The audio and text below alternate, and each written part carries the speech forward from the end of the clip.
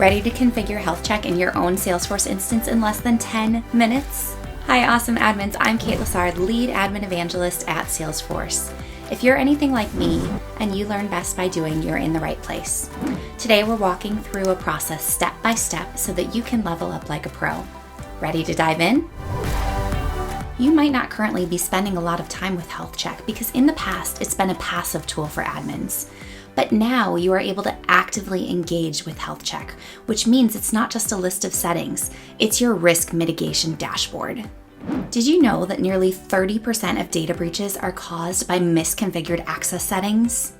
Health Check allows admins to take their org security to the next level by setting these access levels, meet relevant industry compliance standards, and provide visibility via security score to their leadership teams to prove that their org, and more importantly, their data, is secure. Let's click through it. For those of you clicking along with me, you can be in a developer edition or your personal org. However, if you're in your personal org, I strongly recommend you click along in a sandbox rather than making changes directly in production. This will give you a chance to test your configuration and to plan a rollout for your CRM team and users for any changes that you need to notify them of. If you're a system admin, you already have access to the permissions that you'll need, specifically the Customize Application permission. So I'm going to head over to Setup. And in my quick find, I'm just going to start to type Health Check. Let's click and open Health Check. All right, so let's take a tour of the different components of our Health Check. You can see at the top of our page, we have a summary score of the standard met. This is comparing our current settings against the baseline. In a developer edition, we have the standard baseline applied. If we continue to scroll down, we can identify the vulnerabilities in our org. We have categories including high-risk security settings. We have medium-risk security settings. We have low-risk security settings. And we also have informational security settings. So in each category, you can see that the setting has a status, and it has our value versus the standard value. Anything with a critical status is going to be something we want to prioritize to increase the security in our Salesforce instance. So there are a couple of ways that we can address our recommended settings one at a time, or we can do it in bulk.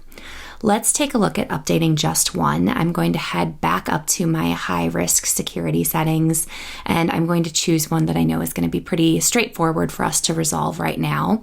And I definitely want to pick one of our critical status settings since that's one of my top priorities to better secure my org. So I'm going to go to this require HTTP only attribute. You can see I have this disabled. The standard value is to have it enabled. So I'm going to edit. This is going to open up my session settings page, and I will scroll all the way up to the top. And I am going to click the require HTTP only attribute. Let me go down and save this.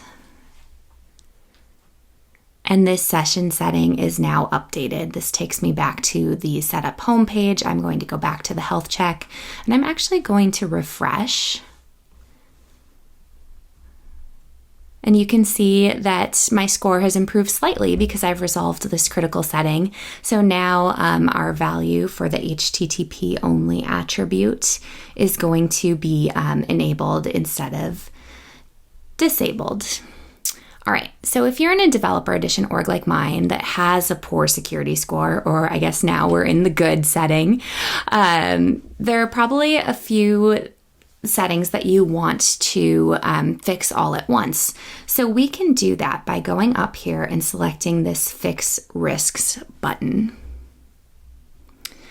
All right, so now Salesforce is going to automatically align my settings with the Salesforce baseline standard for any of the security risks that I choose to take action on. So I'm going to again focus on some of the more critical status, and I'm also going to focus on some password policies. So let's go ahead and select this require 1-day minimum password lifetime. Let's go ahead and obscure secret answer for password resets.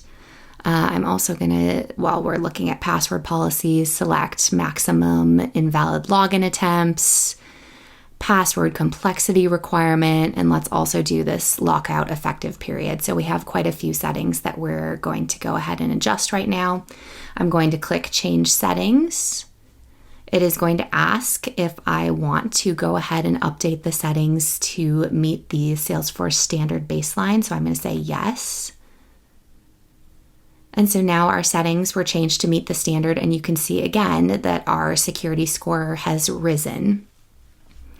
All right.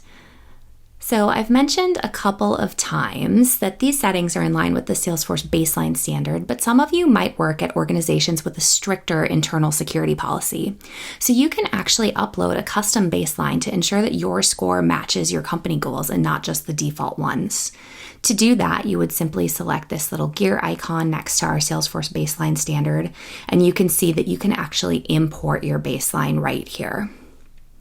Another thing I'd like to call out is that you can now proactively send emails so that you know when your security score changes. We can do that by clicking Enabled right here. In the past, you needed to manually run the security health check to see if your org security posture had changed.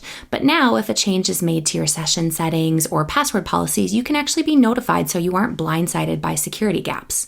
And you can also add additional notification recipients in addition to your system admins. So I'm just going to add in to notify all my system admins. And then if there was anyone else that you wanted to add here, if you had someone on your security team that maybe isn't a Salesforce admin and you want to add their information or their email here so that they also get notified, you can add additional recipients to receive those update emails. As Salesforce admins, security is one of our core responsibilities. We proactively set up processes to manage and protect customer and business data. Nearly 30% of breaches are caused by simple human error and misconfigurations. Salesforce gives us the health check tool specifically so that we don't become part of that statistic. And now you can engage with health check and use it to be your org security scorecard.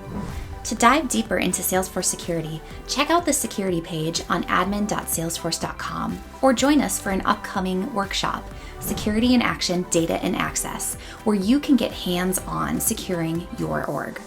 That's a wrap on this click-through. If this was helpful, don't forget to like, subscribe, and let me know in the comments what other click-throughs you'd like us to do together. Until then, keep clicking and keep learning.